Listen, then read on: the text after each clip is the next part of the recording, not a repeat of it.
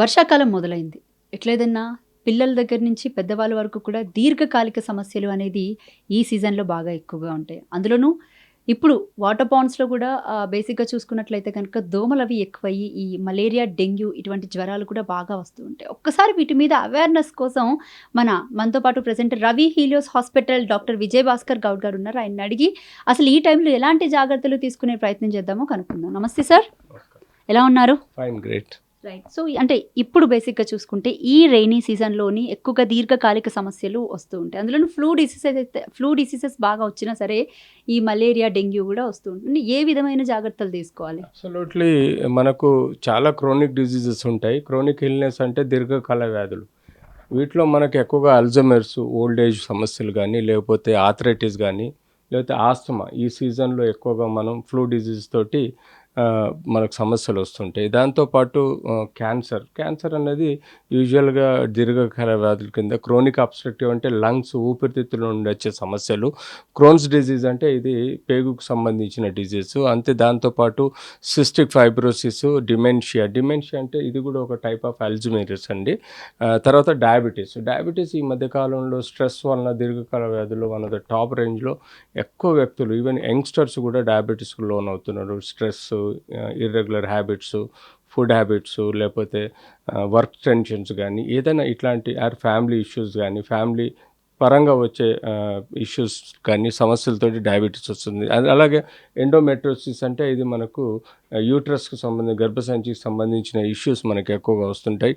Convulsions, బ్రెయిన్లో ఉండే చిన్న చిన్న క్యాల్సిఫికేషన్స్ వలన కూడా మనకు ఫిట్స్ వస్తుంటాయి. వాటిని మనం కన్వల్షన్స్ ఆర్ ఎపిలెప్సిస్ అంటాం. అలాగే ఫైబ్రోమయాల్జియా అంటే మనం ఆ మధ్యకాలంలో సమంత చూసినాం. ఫైబ్రోమయాల్జియా అంటే అన్ని కండరాలు బిగుసుకుపోవడం, నొప్పులు రావడం, మయాల్జియాస్, ఫైబ్రోమయాల్జియా అంటాం. అలాగే క్రోనిక్ హార్ట్ డిజీజ్ ఈ మధ్యకాలంలో ఎక్కువ శాతం మనం కోవిడ్ తర్వాత గుండె జబ్బులు, హార్ట్ అటాక్స్, స్ట్రోక్స్ మరణించడం జరుగుతుంది. అది ముఖ్యంగా టెక్నికల్గా చూస్తే లంగ్స్ అండ్ హార్ట్ ఈ రెండిట్లో ఈ వైరస్ యొక్క కణాల క్లాట్స్ ఉండటం వలన ప్రాబబ్లీ ఈ ఎక్కువ మంది చనిపోవడం జరుగుతున్నట్టుగా మనం హార్ట్ డిజీజ్ చూసుకుంటాం. అలాగే high blood pressure, HIV, AIDS, migraine, అలాగే blood disorders like multiple sclerosis, ఇట్లా ఎన్నో రకాల వ్యాధులతో పాటు ఇప్పుడు మనకు ఎక్కువ శాతం ఈ చలికాలం అంటే ఎండాకాలం, వర్షాకాలం ట్రాన్సిట్లో అంటే ఎక్కువ శాతం మనకు ఎక్కడైతే టైర్లలో కానీ, పక్కన ఇళ్లలో కానీ, లేకపోతే చిన్న కుంటలో కానీ, కాలువలో కానీ ఎక్కడైతే వాటర్ స్టాగ్నేట్ అవుతుందో అక్కడ మనకు ఈ మస్కిటో బ్రీడ్, దోమలు అన్నది బ్రీడ్ పెరుగుతూ ఉంటుంది. దాంతో మనకు మలేరియా, డెంగ్యూ ఫీవర్ లాంటివి విపరీత వ్యాప్తి చెందే ప్రమాదం ఉంది.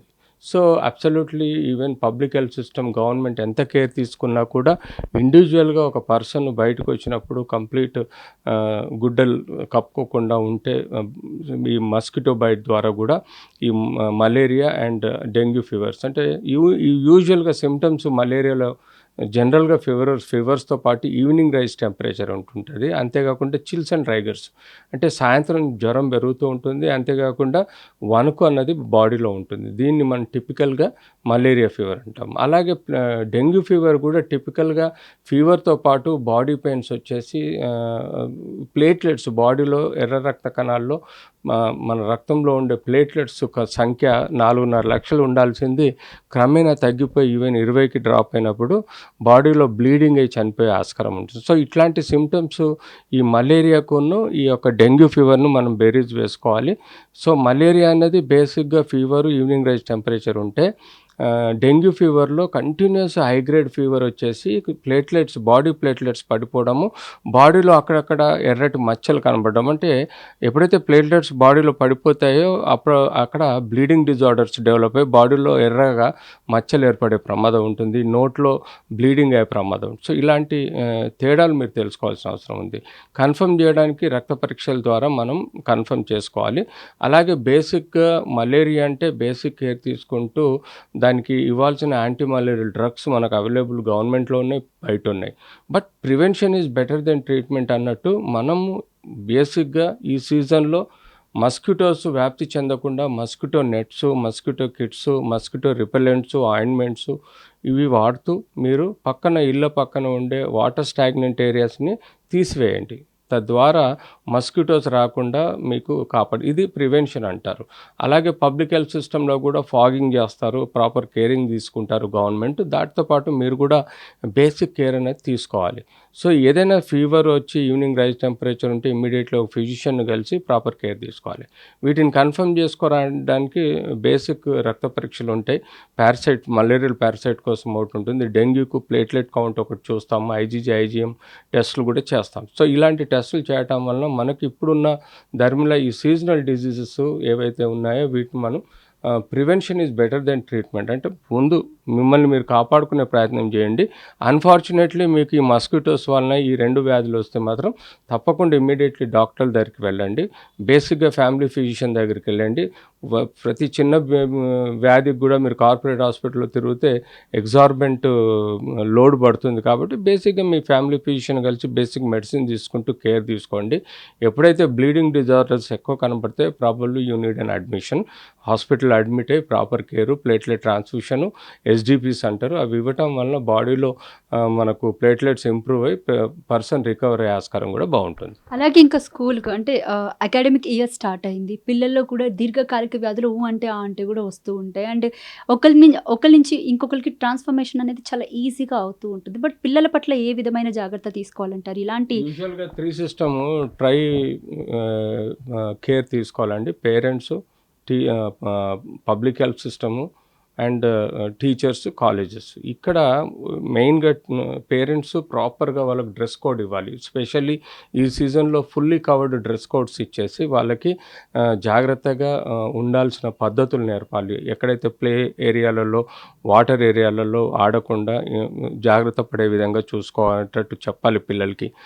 ఏమాత్రం జ్వరం వచ్చినా పిల్లల్ని స్కూల్లో పంపకుండా ప్రాపర్ కేర్ తీసుకోవాలి. స్కూళ్ళల్లో కూడా మేనేజ్మెంట్ కానీ టీచర్స్ కానీ పిల్లల్ని సక్రమంగా ఉండే విధంగా రూమ్లలో మస్కిటోస్ ఉంటే మస్కిటో రిపెల్లెంట్స్ పెట్టడము, కేర్ తీసుకోవడము, పిల్లలు ఎక్కడైతే వాటర్ స్టాగ్నెంట్ ఏరియాలో ఆడకుండా చూసుకోవడము, పిల్లలకి ఏమాత్రం జ్వరం వచ్చినా ఇమ్మీడియట్లీ పేరెంట్స్కి కానీ లేకపోతే లోకల్ హాస్పిటల్లో చూపించడం, ఇట్లాంటి కేర్ తీసుకోవాలి. పబ్లిక్ హెల్త్ సిస్టము ప్రతి స్కూల్లో ప్రాంతాలలో ఫాగింగ్ చేసి లేకపోతే స్టాగ్నెంట్ వాటర్ని తీసేసి ప్రాపర్ పబ్లిక్ హెల్త్ సిస్టమ్ని గేరప్ చేసేసి ఈ కాలంలో ఎక్కువగా మస్కిటోస్ వ్యాప్తి చెందకుండా స్కూళ్ళ పరిసర ప్రాంతాల్లో ఫాగింగ్ చేయడం, పిల్లలు ఉండే ఇళ్ళ చుట్టూ కూడా ఫాగింగ్ చేయడం, తద్వారా మస్కిటో బ్రీడ్ పెరగకుండా చూసుకోవడం, ఈ వాటర్ స్టాగ్నెంట్ని అవాయిడ్ చేయడం, ఇది పబ్లిక్ హెల్త్ సిస్టమ్ మున్సిపాలిటీ చేయాల్సిన పని. సో ఇలా మనం చేయగలిగితే డెఫినెట్లీ పిల్లలకి ఈ సీజన్లో ఈ డెడ్లీ డెంగ్యూ ఫీవర్ కానీ లేకపోతే మలేరియా రాకుండా మనం కాపాడుకోవచ్చు. అలాగే వయసు మితిమీరిన వాళ్ళు ఇప్పుడు ఎవరైతే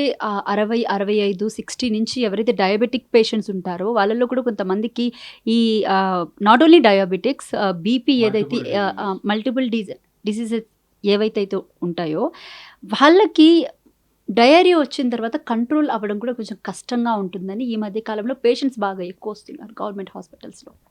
ఇది వాటర్ ఫుడ్ బార్న్ డిజీజెస్ అంటామండి. ఈ సీజన్లో కంటామినేషన్ ఎక్కువగా ఉంటుంది. సరైన ప్రాపర్ వాటర్ కేర్ తీసుకోకుండా ఈ వర్షాకాలంలో కంటామినేటెడ్ వాటర్ని తీసుకోవడం, లేకపోతే ఫుడ్ ప్రిపేర్ చేసిన తర్వాత హాట్గా ఉన్నప్పుడే దాన్ని కన్జ్యూమ్ చేయకుండా అలా స్టోర్ చేసి మధ్యాహ్నం, సాయంత్రం 6 అవర్స్, 8 అవర్స్, 12 అవర్స్, 24 అవర్స్ తర్వాత తినడం వలన కూడా మనకు ఇట్లాంటి బ్యాక్టీరియల్ డిజీజెస్ పేగులలో పేరుకుపోయి లూజ్ మోషన్స్ రావడం, వామిటింగ్స్ రావడం, ఇవన్నీ డిసీజెస్ మనకు వస్తుంటాయి. ఇట్లాంటి డిసీజెస్కు ప్రాపర్ కేర్ తీసుకోవాలి. ఇదే prevention is better than cure అన్నప్పుడు వాటర్ కేర్ తీసుకోవాలి. లేకపోతే వాళ్ళు ఈవెన్ చనిపోయే ఆస్కారం ఉంటుంది. ఎందుకంటే బాడీలో ఎప్పుడైతే ఫ్లూయిడ్స్ పొటాషియం, క్లోరైడ్ లాంటి పడిపోతాయో, సో ఆ పడిపోగానే బాడీలో ఒకలాంటి వాటి యొక్క ఎఫెక్టివ్ తగ్గిపోయి పర్సను దిగజారిపోతాడు. లూజ్ మోషన్స్, వామిటింగ్స్ వలన బాడీలో ఎలక్ట్రోలైట్ ఇంబ్యాలెన్స్ వచ్చేస్తుంది. ఎలక్ట్రోలైట్ ఇంబ్యాలెన్స్ రాగానే పొటాషియం లెవెల్స్ తగ్గిపోయి మనిషి దిగజారిపోయి సడన్గా స్ట్రోక్స్ వచ్చే ఆస్కారం ఉంటుంది, సడన్గా చనిపోయే ఆస్కారం ఉంటుంది. సో ఇలాంటి సమయాలలో ప్రాపర్గా స్టోర్డ్ ఫుడ్ తినకూడదు, హాట్గా ఫుడ్ తీసుకోవాలి. ప్రాపర్ క్లీన్ క్లైమేట్లో, క్లీన్ ఎన్విరాన్మెంట్లో ఫుడ్ కాపాడుకొని తినాలి. అంతేకాకుండా వాటర్ కనీసం మీరు ఈవెన్ ట్యాప్ వాటర్ అయినా కూడా ప్రాపర్గా దాన్ని వేడి చేసి వడకార్చి మీరు తీసుకోవాలి. లేదంటే ఆర్ఓ వాటర్ కానీ తీసుకుంటే మీకు ఇలాంటి ప్రాబ్లమ్స్ రాకుండా మిమ్మల్ని మీరు కాపాడుకోవాలి. ఎప్పుడైతే లూజ్ మోషన్స్, వామిటింగ్స్ ఎక్కువ వస్తాయో వాటిని మీరు ఇమీడియట్లీ సరైన మెడిసిన్స్, యాంటీబ్యాక్టీరియా, ఫ్లూయిడ్స్ లాంటివి ఇచ్చేసి మీరు ట్రీట్మెంట్ ఇవ్వగలిగితే, అంటే సపోజ్ హాస్పిటల్ అడ్మిట్ చేసి కరెక్ట్ ఫ్లూయిడ్ బ్యాలెన్స్ చేసి యాంటీబయాటిక్ ఇచ్చి ప్రాపర్ కేర్ తీసుకుంటే మీకు ఇలాంటి సమస్యలు పెరగకుండా మనుషులను కాపాడుకోవచ్చు. బట్ ప్రివెన్షన్ అన్నట్టుగా ఫుడ్ అండ్ వాటర్ కేర్ మాత్రం చాలా important. Thank you sir. Thank you so much sir.